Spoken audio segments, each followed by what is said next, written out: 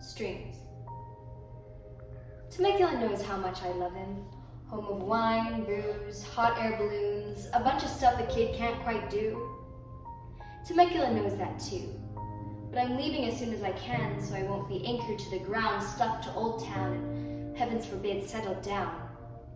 I'm afraid of finding someone worth staying for and abandoning my dreams willingly, bound by that bloody red string. If I can't cut it, I'll crochet it into something I can wear when there's no one to keep me warm.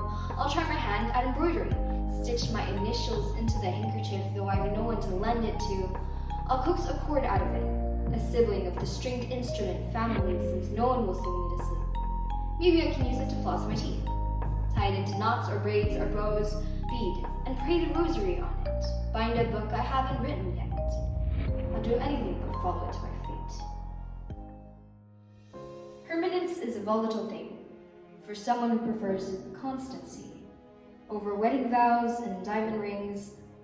I never look good in white anyways. Sometimes I believe in tooth fairies more than I believe in love. Both can slip out of windows overnight. Both take more than they give. It's written in the stars. It's in my Insta bio. Hopeless romantic. More accurately, helpless skeptic, who puts the Luna in lunatic. Listen, two messy humans make a commitment. No cookie cutters, just a complicated fit. Like broken chopsticks reunited. How seamless is that well-weighted click? Is it worth what the poets compare it to? Tattoos. If love is a drug, is heartbreak a hangover?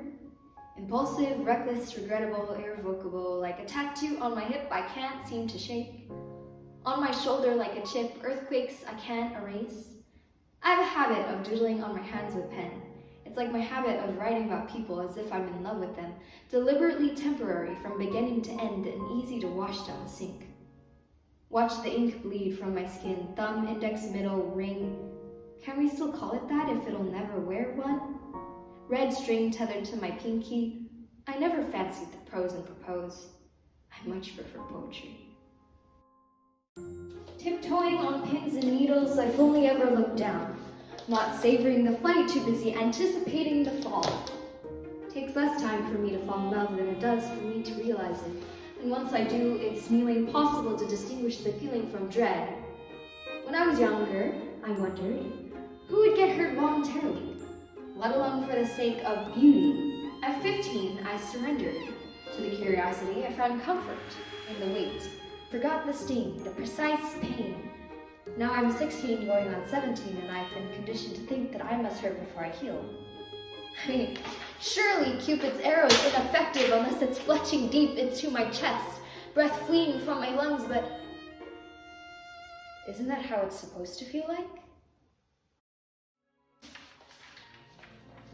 Sue me if I had a penny for every pickup line reserved for your ears only. Is your name Celine because you mean the moon to me? Tell me your stories and I'll tell you mine. Cradle your concerns, tender traces down your spine. The ghosts of bruises, the bend of your back, the line of your wrinkles, the curve of your cheekbones. Please pick up the phone. I don't like waking up alone. The past leaves an unshakable shadow, but I've come to understand the power names hold, as I see Abigail, Alina, and Jojo. On the return address of love letters, never the recipient. More certainly chiseled on a grave than printed on marriage records. The historians won't call us what we were, but the artists will.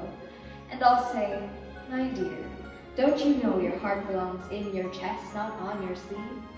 And you'll say, how else would it be within your reach? And I'll think, undoubtedly, the best thing I ever believed was that you loved me.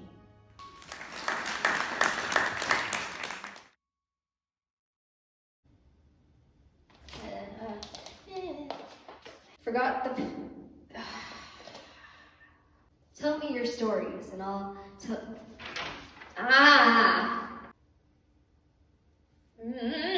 Then printed on I'll go back to that one later.